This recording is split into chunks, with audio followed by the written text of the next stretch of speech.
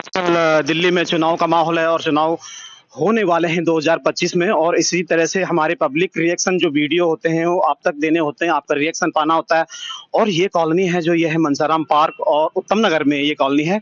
और यहाँ की हालत और यहाँ के रोड और यहाँ की गलियां खास तौर जो है आप देख सकते हैं इनकी हालतें। यहाँ पे बरसात के मौसम में खास तौर बड़ी परेशानियां लोगों को उठानी पड़ती हैं, क्योंकि यहाँ पे रोड मतलब झील बन जाती है। झीलों का शहर बनाना था दिल्ली को, लेकिन नेचुरली झील बन जाते हैं यहाँ पे बरसात के मौसम में, जिससे कि लोगों को काफी खासा परेशानियां झेलनी पड़ती हैं। तो आप मेरे पीछे देख सकते हैं ये सारा एरिया, और अभी भी बरसात नहीं है, और बरसात ना होने के बावजूद भी अभी सीवर के मुंह खुले हुए हैं, जो कि बहुत ही डेंजरस है। और ये सारा एरिया आप देख सकते हैं यहाँ पे,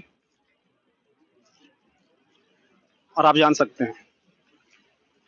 ठीक है, तो ये हाँ जी,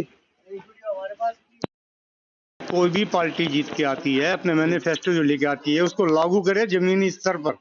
जी जी, बरबली नहीं, पब्लिक को बेवकूफ बनाइए। अब आपने 2100 रुपए का जो मुद्दा उठा दिया, लॉलीपॉप दे दिया लोगों हाथ में। पंजाब के अंदर अब सरकार है, 3 साल से आपने कहा पैसा मिला किसी को? किसी को पैसा नहीं मिला। ये वही है जैसे यूपी के अंदर खटखट सरकार चली थी, खटा खट खटा खट, वैसे ही वही यहाँ पे इन्होंने लागू किया है, अब पब्लिक को बेवकूफ बनाया है। तो आजकल तो आम आदमी वालों के वो भी लगे हुए हैं पोस्टर के, न्याय की लड़ाई के पोस्टर। किस चीज न्याय की लड़ाई लड़ रहे हैं ये लोग?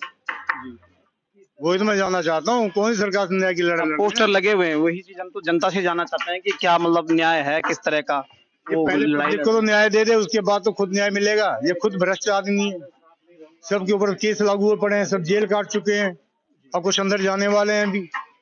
अच्छा सर, मेरा एक क्वेश्चन है, जो कांग्रेस है, बीजेपी और आम आदमी पार्टी, कांग्रेस को लेके क्या ख्याल है कि अगर वो आम आदमी जब कांग्रेस आती है तो क्या वो आम आदमी से बेहतर परफॉर्मेंस कर सकती है? नहीं, देखिए जो शीला दीक्षित ने परफॉर्म दिल्ली के अंदर किया था, वो दिल्ली के अंदर कोई भी कांग्रेस पार्टी में ऐसा बंदा नहीं है, कोई चेहरा नहीं है जो वो ऐसा काम कर सके, केवल ओनली बीजेपी के अलावा।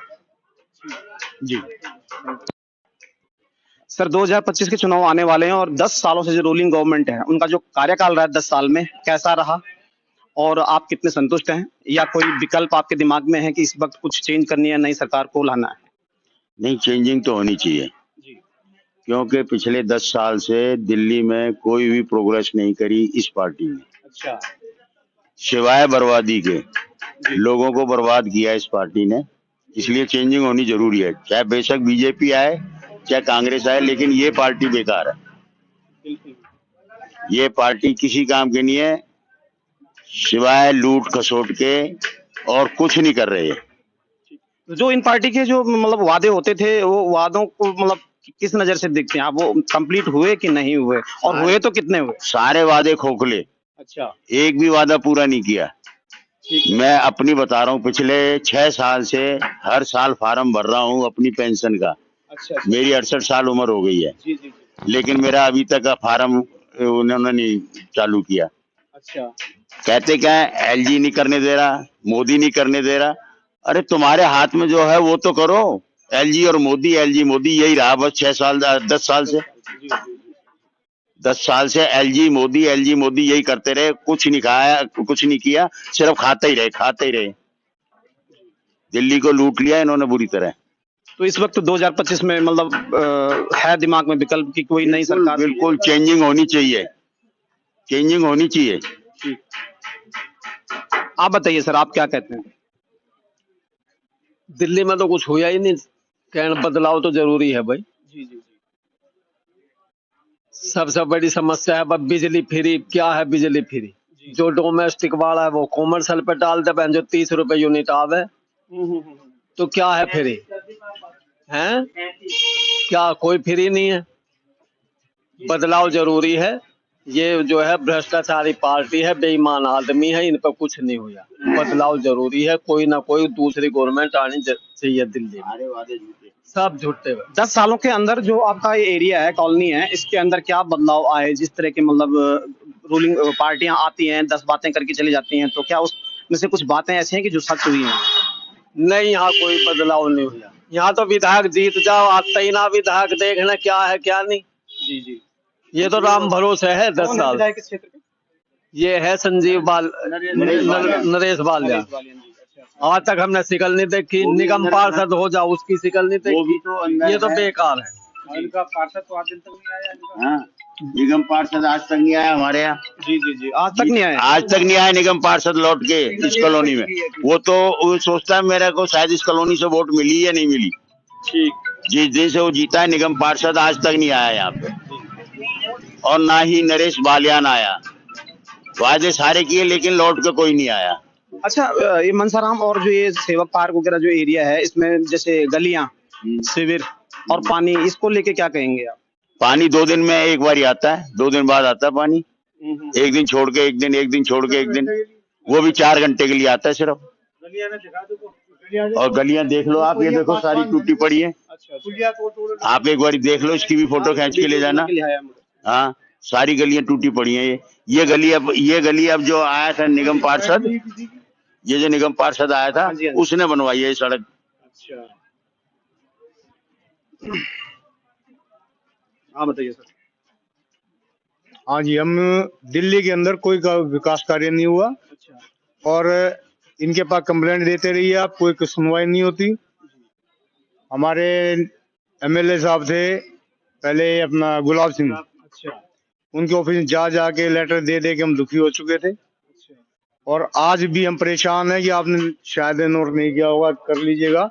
सारी नालियां पैक पड़ी हुई हैं और इतना भ्रष्ट है कि नाली तोड़ के, इनका जो लेटर है वो मैं कहूँ तो आपको व्हाट्सएप कर दूंगा। ठीक है। जो ऑर्डर हुए थे नाली बनाने के, ये दोबारा से तोड़ के नीचे लेंटर बिछा के फिर बनाने के हुए थे। उन्होंने ऐसे किया, ऐसे ऊपर हल्का प्लास्टर मारा और टेंडर पास हो गया जी इनका। बात खत्म हो गई। ठीक है जी। वो बिल कैसे पास हुआ ये जनता जानना चाहती है, वो ठेकेदार का। और ये पुलिया अभी तक नहीं बनी है, 5-5 महीने टूटी पड़ी है, लोग अब गिरने लग रहे हैं। पानी गंदा मिलता है, साफ पानी नहीं मिलता, वही 4 घंटे के लिए आता है।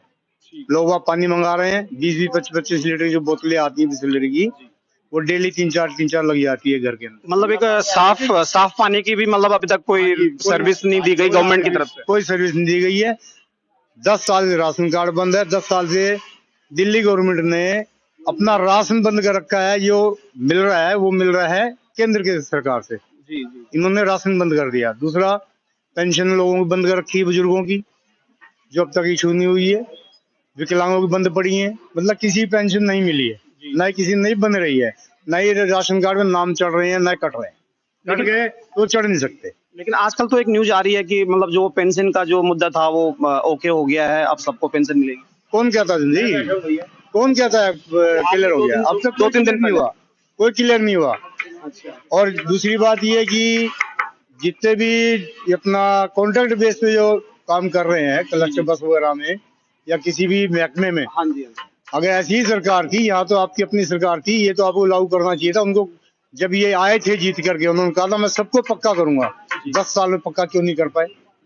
नई वैकेंसियां क्यों नहीं निकाल पाए? हमारी इस एरिया के अंदर, एमसीडी के अंदर, झाड़ू और नाली निकालने के लिए 25 आदमी की आवश्यकता है अभी तक, जो केवल 15 आदमी इतने बड़े एरिया को कवर करते हैं। पूरे मंसर वो कहाँ काम करेंगे? वो भी तो इंसान है। कोई वैकेंसी नहीं निकाली इन्होंने, ना कोई ज्वाइनिंग ली अब तक, और ना ही किसी को पक्का किया। तो ये भ्रष्ट पार्टी है। हम बिल्कुल उनके खिलाफ हैं, हम इसको चेंज करना चाहेंगे। तो इस वक्त मतलब दिल्ली की जनता का लगता है मूड है कि इस वक्त मतलब बदलाव होना चाहिए। 100% बदलना चाहिए। जो वादे लेके आया था वो अब तक पूरे नहीं हुए। मोहल्ला क्लिनिक आप देखना चाहते हैं, आप चले जाइएगा। एक मेरे ख्याल 25 गज का रूम बना हुआ है वो। अच्छा। उसके स्टेम में 40 से 45 हजार किराया जा रहा है, जबकि यहाँ 2 डिस्पेंसरियां बनी हुई है, बड़ी और एक छोटी। ठीक है सर। उनमें ट्रीटमेंट होता है, उसमें कुछ भी नहीं होता, ना दवाइयाँ मिलती। नाम है मोहल्ला क्लिनिक, बस वो, और कुछ नहीं है। ठीक है। और बताइए सर, 2025 के जो आने वाले चुनाव हैं उसमें क्या है आपका मूड? जो मौजूदा सरकार 10 सालों से रूल कर रही है, उसके कार्यकाल से आप संतुष्ट हैं या कोई बदलाव चाहते हैं? हम उससे बहुत संतुष्ट हैं। बहुत अच्छी चल रही है, बहुत बढ़िया काम कर रही है। हमारे लिए नॉर्मल मिडिल क्लास के बंदे के लिए अच्छा काम कर रही है। जी जी। स्कूल हो गए, हाँ जी। मेडिकल लाइन हो गई, जी। पानी बिजली हो गया। चलो पानी बिजली की तो कोई दिक्कत नहीं है, बाकी जो मेन है स्कूल, मेडिकल, बुजुर्गों की दवाइयाँ वगैरह, ये इनके लिए बहुत अच्छा कर रही है। ठीक। हाँ जी। कर रहा, मैं बड़ाई करता हूँ, मैं बुराई वाली बात नहीं है। आपके साथ हूँ, किंतु थोड़ा सा जनता का भी ध्यान रखें। यहाँ पानी की समस्याएं हैं। पानी के लिए आपको समझिए कि मंसाराम पार्क के खासकर ए ब्लॉक के अंतर्गत पानी की समस्या है। हम लोग गुलाब चंद जी से जाके मिले और यहाँ के जो रघुविंदर सिंह जी हैं उनसे जाके मिले। यहाँ के विधायक जी का क्या है, उनसे मिले आप? विधायक जी से तो नहीं मिले, लेकिन जो यहाँ के जो पार्षद हैं रघुविंदर जी, मैं उनसे मिला और अपनी समस्याओं को व्यक्त किया। उन्होंने एक नंबर दे दिया कि आप इनसे जाके मिलिए और इनसे मैसेज कीजिए, ये आपकी समस्या का निदान करेंगे। तो मतलब आपने क्या समस्याएं उन्हें बताई थी, जो आपकी मेन समस्याएं थी, पानी क्या की था? समस्या हमारे यहाँ है। पानी की समस्या तो है हमारे यहाँ, और रात को 11 बजे आता है, 12 बजे बंद। ये भी कोई बात हुई? आपने पानी की व्यवस्था करी, नो डाउट, आपकी सरकार ने पानी की व्यवस्था की। शुरू में पानी बहुत बढ़िया आया, 2-3 साल तक, 4 साल तक। इधर साल 2 साल से, सॉरी 4 साल क्या 5 साल मैं कह रहा हूँ, 2 साल से इधर पानी गड़बड़ा गया है। पानी की समस्या से हम लोग जूझ रहे हैं।